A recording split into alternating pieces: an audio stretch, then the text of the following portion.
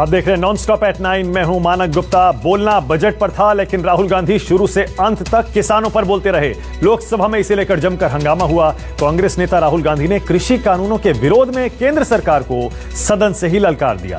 तीखे तेवर के राहुल ने तंज भी कसा। बोले, ये सिर्फ 4 लोगों की सरकार है, हम 2 हमारे 2। आंदोलन में मारे गए किसानों को राहुल ने शहीद कहा और उनके लिए संसद में मौन हो गए। तो पहले कानून का कंटेंट मंडी को खत्म करने का है। इसका लक्ष्य मंडी को खत्म करने का है। दूसरे कानून का कंटेंट क्या है कि बड़े से बड़े उद्योगपति जितना भी अनाज, जितना भी फल, जितनी भी सब्जी स्टोर करना चाहते हैं वो स्टोर कर सकते हैं। कोई लिमिट नहीं, जितना वो होल्ड करना चाहते हैं कर सकते हैं। दूसरे कानून का कंटेंट एसेंशियल कमोडिटीज एक्ट को खत्म करने का। दूसरे कानून का कंटेंट जमाखोरी को अनलिमिटेड तरीके से हिंदुस्तान में चालू करने का। अब तीसरा भी कानून है। तीसरा कानून का कंटेंट जब एक किसान हिंदुस्तान के सबसे बड़े उद्योगपति के सामने जाकर अपने अनाज के लिए, अपनी सब्जी के लिए, अपने फल के लिए सही दाम मांगे तो उसे अदालत में नहीं जाने दिया जाएगा। सालों पहले फैमिली प्लानिंग का एक नारा था, आपको याद होगा, हम 2 हमारे 2। अब मैं इंटेंट की बात करता हूं, कानून के इंटेंट की बात। आज क्या हो रहा है, जैसे कोरोना दूसरे रूप में आता है वैसे ही ये नारा दूसरे रूप में आया है। आज इस देश को 4 लोग चलाते हैं। आप बजट पर चर्चा कर लें। बजट पे कर रहा हूं सर, बजट पे आ रहा हूं। 4 लोग चलाते हैं, हम 2 और हमारे 2। जैसे उस टाइम नाम सब जानते हैं, नाम सब जानते हैं। नो, आप बोलो। आप डिस्टर्बेंस मत। हम 2 हमारे 2। ये किसकी सरकार है? हम 2 हमारे 2 की। एक जो सबसे बड़ा मित्र है उसको पूरे हिंदुस्तान के अनाज, फल और सब्जी को बेचने का अधिकार। नुकसान ठेले वालों का होगा, नुकसान छोटे व्यापारियों का होगा, नुकसान जो लोग मंडी में काम करते हैं, लाखों लोग, उनका होगा। अब चलिए दूसरे कानून की इंटेंट की बात करते हैं।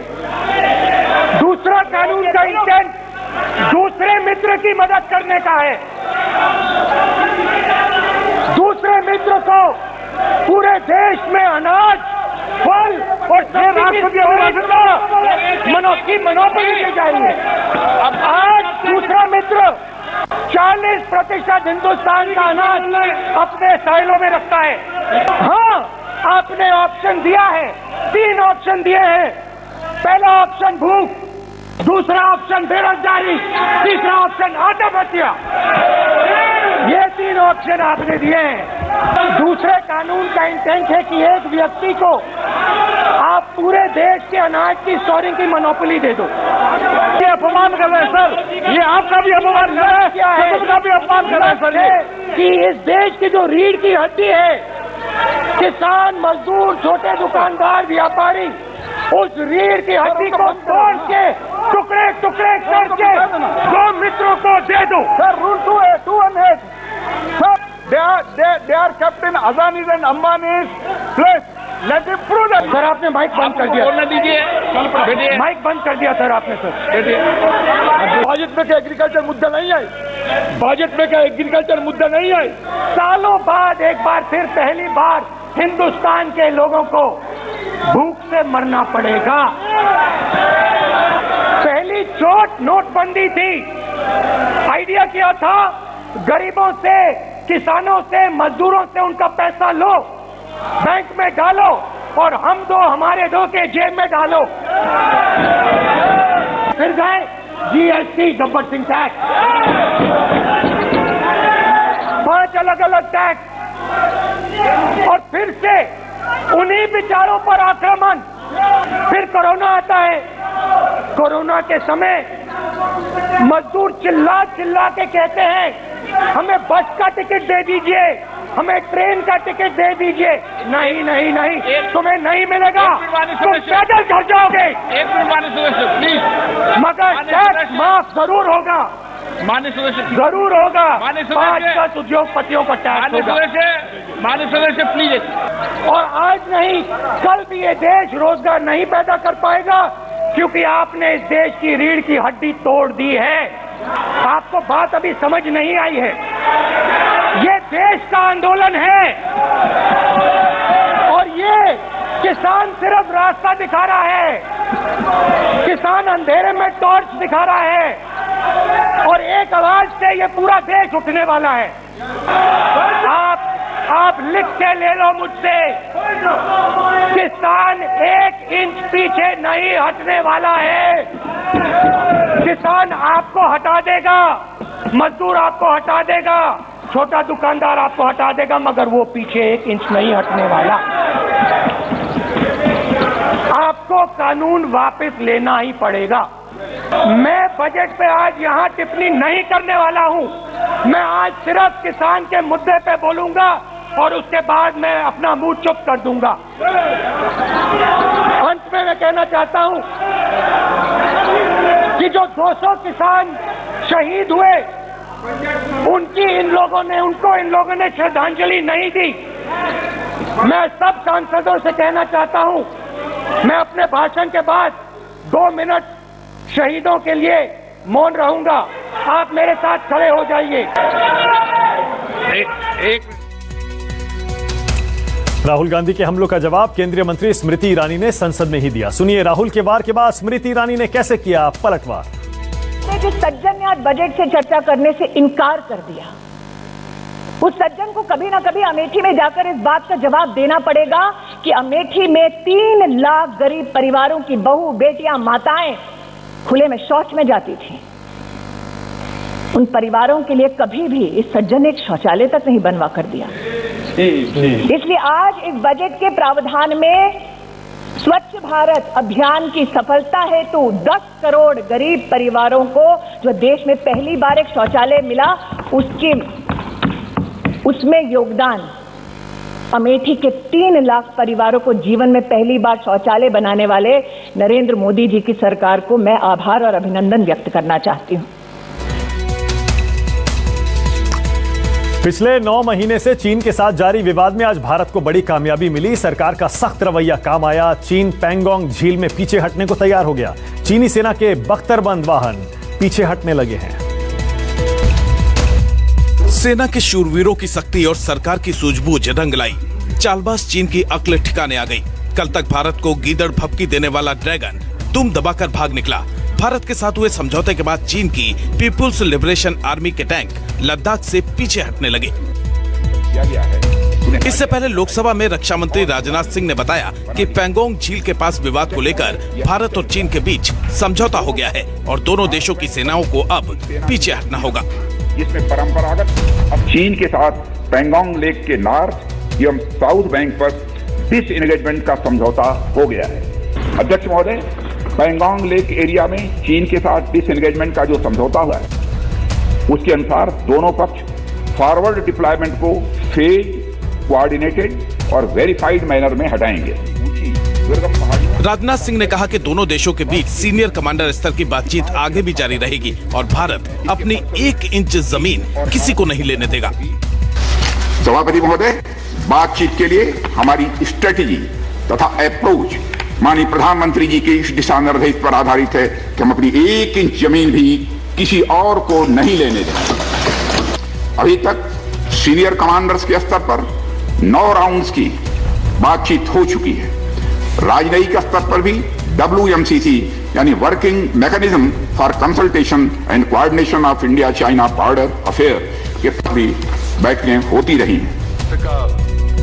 राज्यसभा में रक्षा मंत्री के बयान से विपक्ष संतुष्ट नहीं हुआ। कांग्रेस नेता राहुल गांधी ने आरोप लगाया कि सरकार जवानों के बलिदान का अपमान कर रही है। राहुल गांधी ने ट्वीट किया, वर्तमान स्थिति की कोई जानकारी नहीं, न कोई शांति और शांतिपूर्ण माहौल। सरकार हमारे बहादुर जवानों के बलिदान का अपमान क्यों कर रही है और हमारी जमीन क्यों जाने दे रही है। न्यूज 24 से खास बातचीत में कांग्रेस सांसद प्रताप सिंह बाजवा ने भी सरकार की मंशा पर सवाल खड़े किए तो सत्ताधारी बीजेपी ने कांग्रेस को ही कटघरे में खड़ा कर दिया। जो डिफेंस मिनिस्टर साहब ने बात कही है, हम सभी वेलकम करते हैं। हमारा कहना ये था कि अप्रैल 20 से पहले क्या स्टेटस को हो गया, क्या चाइनीज एग्री कर गए हैं वहाँ वापस जाने को। हम चाहते हैं कि वो पुराना स्टेटस को मेंटेन हो और चाइनीज एग्रेशन जो है, चाइनीज ने जो हमारी टेरिटरी पर अगर इंट्रूड किया है, they have to be pushed back. This वो पीछे झांक कर देखें किसके राज्य में चीन ने जमीनें हथियाई थी और चीन ने कहां कब्जा किया था, किस प्रकार की स्थिति उन लोगों के शासन में पैदा हुई थी। लेकिन ये भारत की कूटनीतिक विजय है, हमारी सैन्य शक्तियों के शौर्य के कारण ये संभव हो पाया है। इसलिए उनको बहुत बड़ा सलाम। सरकार के जवाब के बाद भी कई सवाल बाकी हैं। मसलन फितरतन धोखेबाज चीन इस समझौते पर कब तक कायम रहेगा। मनीष कुमार के साथ अमित कुमार, दिल्ली, न्यूज 24। कांग्रेस महासचिव प्रियंका गांधी ने आज मौनी अमावस्या के मौके पर संगम में आस्था की डुबकी लगाई तो वहीं शंकराचार्य स्वामी स्वरूपानंद सरस्वती से भी मुलाकात की।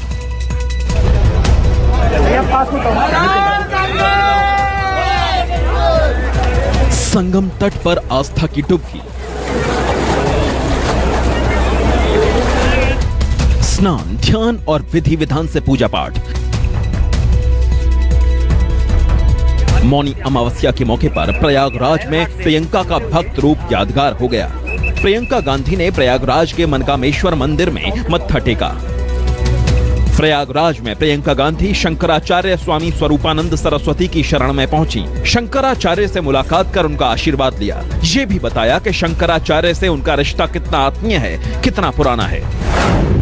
आज यहाँ आकर बहुत खुशी हुई क्योंकि शंकराचार्य जी और मेरे परिवार के साथ का पुराना 1990 में जब पिताजी चुनाव हारे थे और नए घर में प्रवेश किया था, हमने तो हमारी गृह प्रवेश की पूजा शंकराचार्य जी ने ही की थी।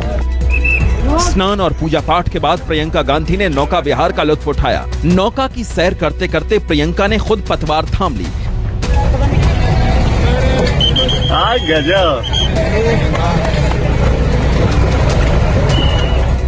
संगम तट पर स्नान करने आए श्रद्धालु एकटक प्रियंका को देखने लगे। नाव से सैर करने वाले दूसरे लोगों की नजरें भी प्रियंका पर टिक गईं।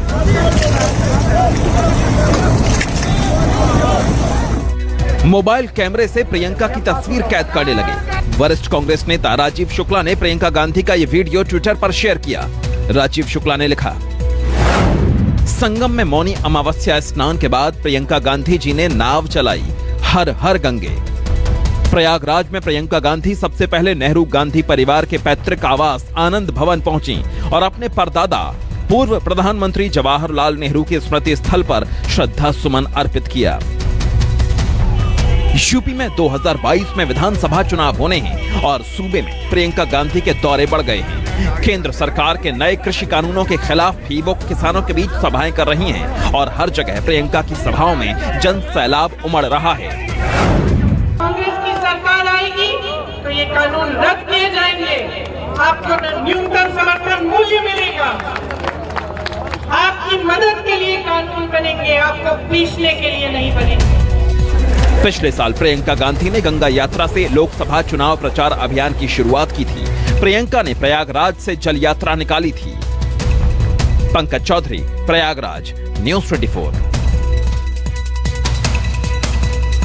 उद्धव सरकार और महाराष्ट्र के गवर्नर के बीच तनाव फिर सामने आया है। उद्धव सरकार ने गवर्नर कोश्यारी को राज्य के चार्टर्ड प्लेन से उत्तराखंड जाने की मंजूरी नहीं दी। मजबूरन उन्हें कमर्शियल फ्लाइट लेनी पड़ी। विवाद हुआ तो उद्धव सरकार की सफाई भी सामने आ गई। देखिए। उद्धव सरकार और महाराष्ट्र के गवर्नर कोश्यारी के बीच दूरियां बढ़ती जा रही हैं। इसका ताजा उदाहरण है गवर्नर को सरकारी चार्टर्ड प्लेन ना मिलना। दरअसल राज्यपाल भगत सिंह कोश्यारी गुरुवार सुबह 9 बजे देहरादून के लिए निकले। एयरपोर्ट पर वो राज्य सरकार के चार्टर्ड प्लेन का इंतजार करते रहे, लेकिन उन्हें सरकारी विमान नहीं मिल पाया। करीब 2 घंटे बाद राज्यपाल को कमर्शियल फ्लाइट से देहरादून के लिए निकलना पड़ा, जिसके बाद महाराष्ट्र सियासत गर्मा गई। विपक्ष ने इसे गवर्नर का अपमान बताकर उद्धव सरकार को घेरा। जानबूझकर परमिशन नहीं दी गई और वो फ्लाइट में बैठने के बाद उनको बताया गया कि हमने परमिशन नहीं मिली है और उनको फ्लाइट से उतारा गया। इतनी इगोइस्टिक सरकार मैंने इससे पहले कभी नहीं देखी। केवल ईगो की खातिर ये काम चल रहा है और मैं सरकार को बताना चाहता हूँ ये उनकी प्राइवेट प्रॉपर्टी थोड़ी है। ये कोई प्राइवेट प्रॉपर्टी है क्या? मंत्रियों की, मुख्यमंत्री की या सरकार की प्राइवेट प्रॉपर्टी थोड़ी है।